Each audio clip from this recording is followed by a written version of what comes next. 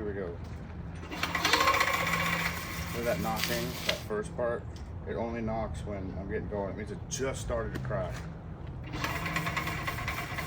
saying the most important thing is ordering the right part. This is the wrong part. And the reason is, if you see this arrow, it's driving to the left, which means when I push this part, this pin will hit onto the bar, it'll stop, but it'll free spin that way. It will free spin the other way. See? And you don't want that, because if you're looking at the hub, you want it to spin that way. So when it says this, just letting you know, this is the wrong part. Make sure you order the right one. I feel like this is something they don't want to know, so they hide that in the descriptions. So make sure that you're paying attention. This would be the right part. This seems like about the right time to break out my shameless plug.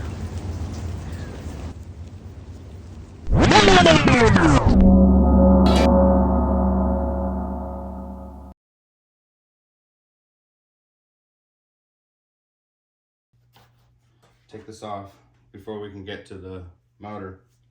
And I'm gonna put that in fast forward. So here we have a closer look at the internals. Got your handy dandy pliers. More than that, but we'll see here. Be careful, take your time here because you don't want to clip any of these wires at all. The motor. Unscrew it. And there, but problem. This won't go out of these until you unhook at least one of these. You unhooking it. So we unhook that and we put that down through the hole. We let it dangle. We'll come kind of work it through. And there you go. That's it.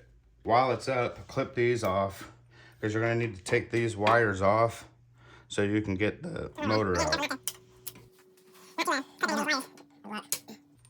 Oh, cool. That worked well.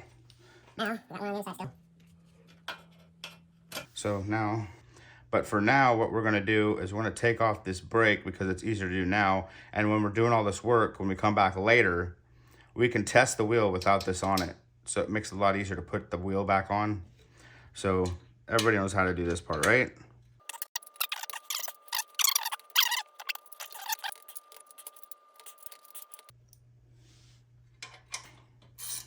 I forgot I had this tool.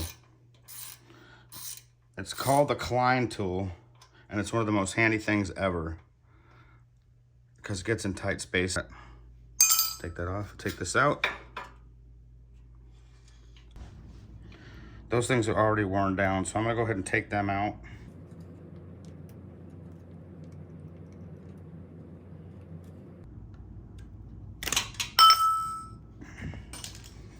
This is a brake separator. Brake separator, push this in there. Boom. Now, push these out from the top. Boom. And they're pretty worn, so I'll put a new ones out. Keep this part because you'll need it. And put this little thing in. See? In there for now. Bend it. And now, you're less likely to have problems. Okay, now what we want to do? Zip tie this over here so it's completely out of the way. These things are important. You can see them because I have a rack.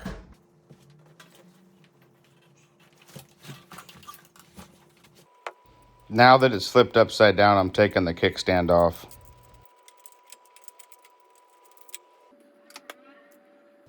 Now we're gonna loosen those bolts to be able to take the wheel off. The combination is, I'll take a picture real quick. Right now, you'll need a screwdriver, a flathead, to be able to pop out the lock. 10 millimeter, which is the size of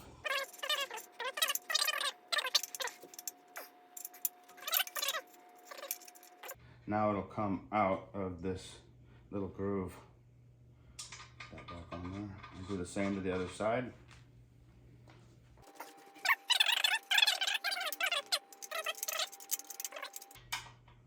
And now this wheel should come right out. This is what I'm talking about, this piece right here, because I can use it to leverage, and I can rock this so it's loose, and it'll come out easier.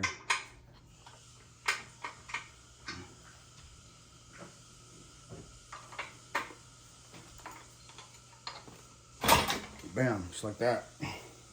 So now what I'm doing is I'm gonna take this caliper, measure this is a brand new one, and then go up to the other one to see how much I've lost. If I put a new rotor on now, I get a lot more mileage out of it before I'd have to replace that part. And I'll put it on it, which should slide in, but I can see a big old gap there. If you look, you can see the gap.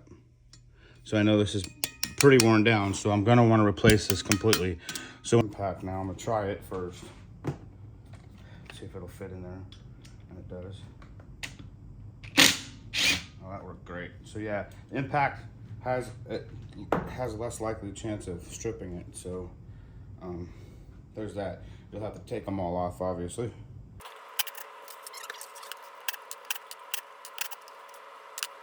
So now this comes off. Bend that wire and it comes right off.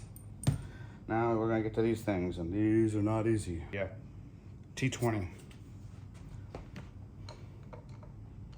And we'll be using this with so we can push on it at the same time, because these have a tendency to strip pretty easy. And then we'll push it down.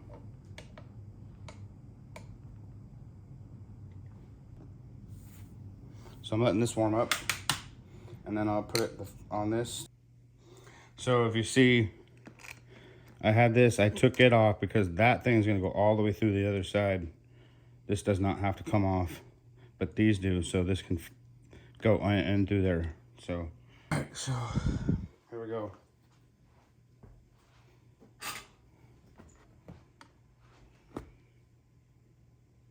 Okay, I can smell it, it's hot. Let me take this bad boy.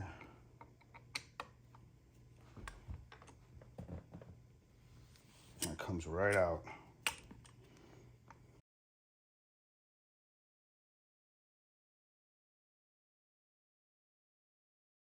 Now that I got all those done, I can take all these out, and it'll pop out, and we'll get to that point in a second.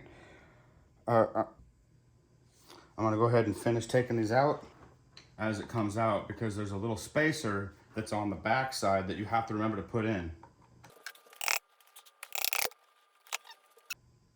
So I cheated a little. I took it, put a piece of carpet down on the floor, and then put this side up, dropped it just a little bit, and it loosened it up so it can come right out. But what you want to watch is for the broken, oh, there it is. Right there on this side right here. 3 broken teeth. All right, let me take this and go to the next phase. Where is that piece? It's intact because I didn't wait around. Once it started thumping, I knew exactly what it was. And here's that broken tooth. It looks like it's just one. No, looks like it might be 2. So let's see if we can find another one in there.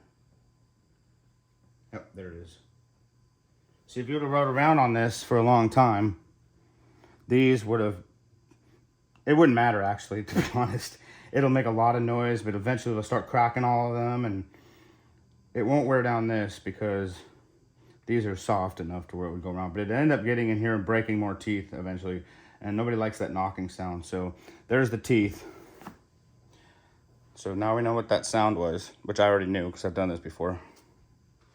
So now we got to get a puller. You don't have to have a puller on this, but it's a lot nicer to have one. And normally, I'd clean the inside of this. I would be cleaning this all out with a toothbrush, getting in between each one of these, because those, after a while, these will get worn down, and those little bits will get inside this. And when you put the next one, it'll be a problem. Closer look. It's really clean in there. Anyway, so now you can see that. Can you see that? Yeah. So this, take that and you put these little things underneath like that. Hope you can see that. And I'll set this up and then, and you're only gonna need to pull it for a second to pull it off. So that's what it looks like. See how it's underneath those things. All right. Oh.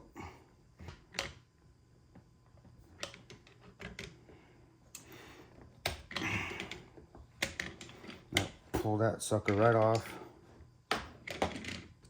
Good point, it'll pop off. Bam. Anyway, here's the part. And this will come right off now that we pulled it. But take this out, put this in your bunch of stuff. This is the part that we're gonna be removing. There it is. There, it's in the garbage. This pin is important. This pin right here is so important. It's not only gotta line up, but this comes out, and you don't want it to come out right now. You want it to stay in there, but this thing, it's loose. So, I mean, it's really easy to come out. So be careful with this part, because that thing is what connects everything together to make sure if you don't have that, it'll just run and won't catch on to anything. So this goes on downwards like this, but the key thing to look for is that pin that we talked about. See, it has a pin here. You can see it from the top. That locks it in to this to make it actually move your wheel. So you want to line that up with that pin. Look at both of them. What I found is if I use these, I can use it to come along a little bit. And so I'll put one on one side. A little difficult, but do that, then squish them both, and it pushes it. If you can see, it's pushing it down. You can tap it in a little bit until it's good and fit, and then bam, it's on. Grease the wheel before you put it in. If you got a new planetary gear, you're gonna have to put some grease on it. Just put a little chunk like that. You rotate it, put another little chunk on, rotate it, put a little chunk on. You just keep around it like this, and it will spread itself out. You can see it's spreading out. Boom. So don't forget to do that. So you'll have the spacer, which I don't have right now because I already used it on my other wheel. Then you take this, put that spacer on there, you put it in that little hole, you push it in. It's not gonna go in quite right all the way. See how it doesn't go all the way? Not need it. Move it till it pops down and then into place. So I'm gonna put these back in, and I'm only doing it temporary. So I'm gonna finger tighten it, and then I'm gonna put it on the bike. I'm gonna put it on the bike to see if it's working, because I've got a new system in there. And if it is, then I'll pull them back out and put the Loctite on.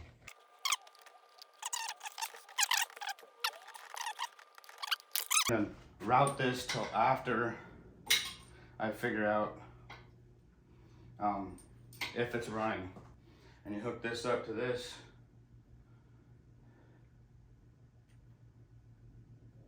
Screw that in. Push your power button. Headlight comes on, and then do a little torque. And you see that it works. So now that I've tested the wheel, make sure it ran, I'm gonna put these clamps on so I can pull all these bolts out, because I'm gonna use some Loctite blue so these don't come out. Works by using a syringe to get it in the bottom of these things. We'll see. I'm not even sure if it'll pull it up in there. It might be too thick. Guess we'll find out. But first thing I want to do is take one of these bolts out. Okay.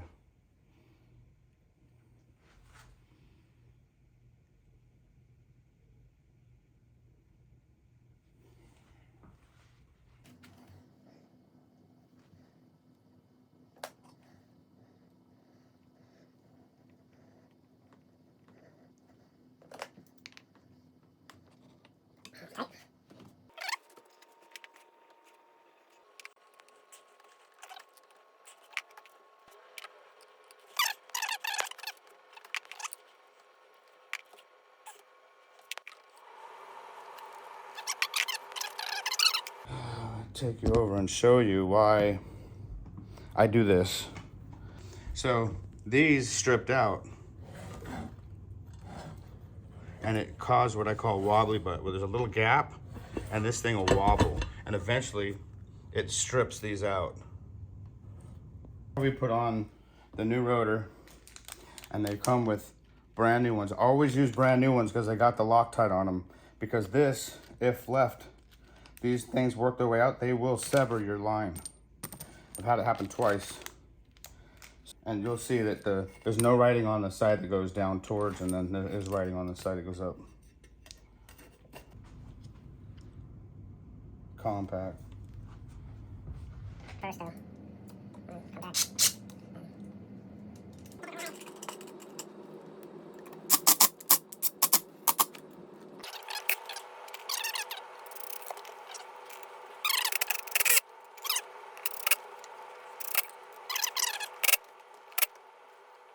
You're gonna want to set in the wire side first, because it makes it a lot easier to set this.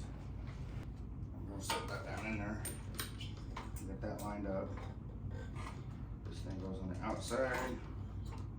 And it needs to be rotated, so you grab your this bad boy to push it away from the frame, just enough. Get that locked down there. Fall down in there. Like that.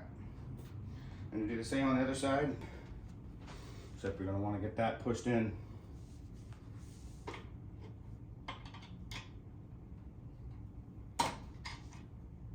Once you got that pushed in, it'll fall in.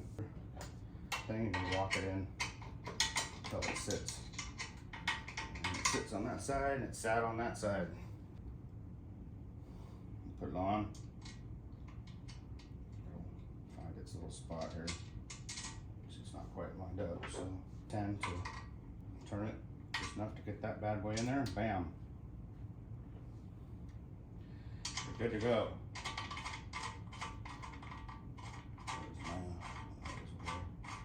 Tighten that.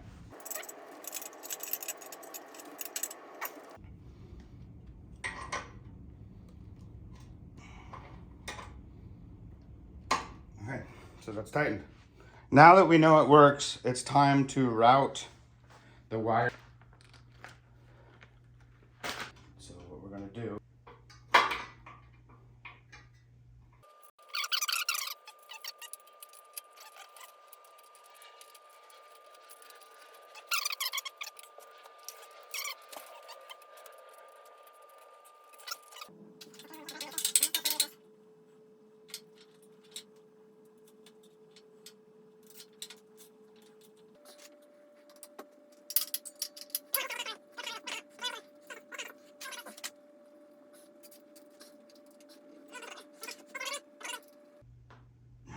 there it is.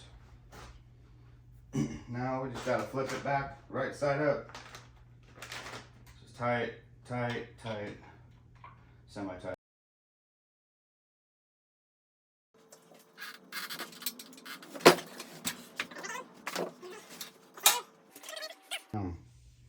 So remember, we put this block in. I put this block in to see if we can keep from having to bleed this.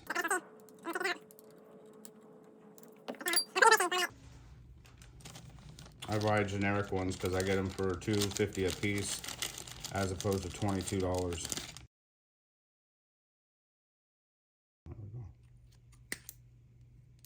It comes with its own. This one does. Comes with its own spreader. I don't like it as much. It's too open. It's hard to get in. So I always save the same one. See the difference? It's a little thinner. So I always save the same one that I've already. This goes on this one like that. See how it's like that? And then this one the same way. So that's what gives it spring. This is the hard part. It takes a few times to get this right. So you're coming up through the bottom, which will be this side. And you kind of gotta, okay.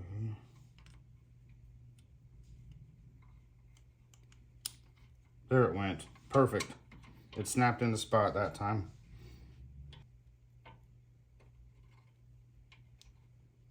Goes through, and then you take your pliers.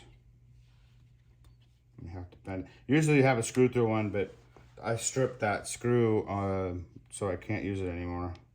So I resorted to using these things, and they work just fine.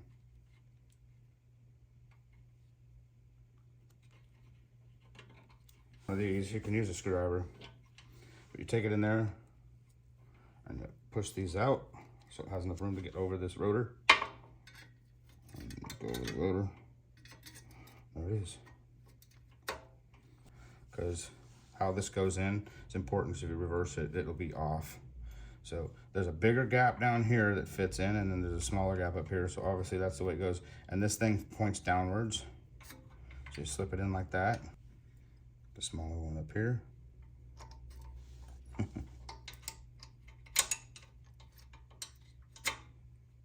Finger tight that bad boy. Usually I have more gaps. By gaps I mean washers. All the way in, all this thing just takes forever. But it is what it is.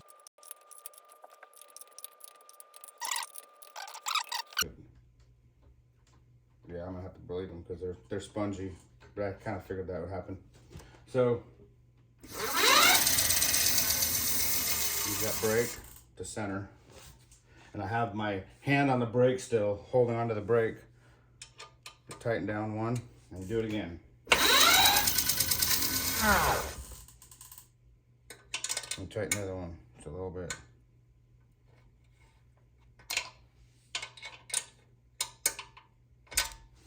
Do it again. Sorry about that. And you're keeping the brake hold with your hand. This lines up that rotor with the best possible combination for it. Tightened.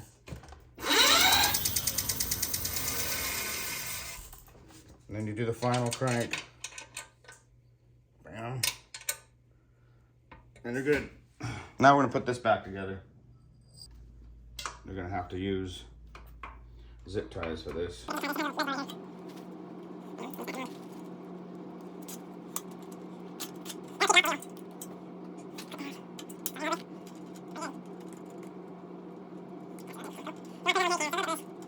Let's put the cable management, which I did this one and this one on this. Okay, so what I've done is I've shaved a little piece out of here, and I've also put this on here so it raises the case. And the reason I do that is because I have drilled holes in here and put some rivets with screws in them. Can you see what I'm doing here? Rivets with screws in them, so the cage isn't just being held from the bottom, but it's held from the top. And this is the exact mount it needed to be able to hold it from the top, so that thing's super sturdy. So we put this on, push that cable in, make sure there's no cables on the other side, put that down, make sure that's in that hole properly, or in that cable management part. Bam, comes out. For the back side for now, for the double.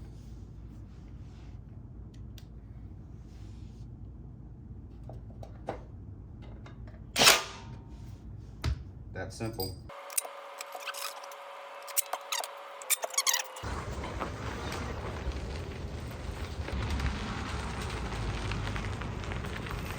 So the brake and here's how it sounds now.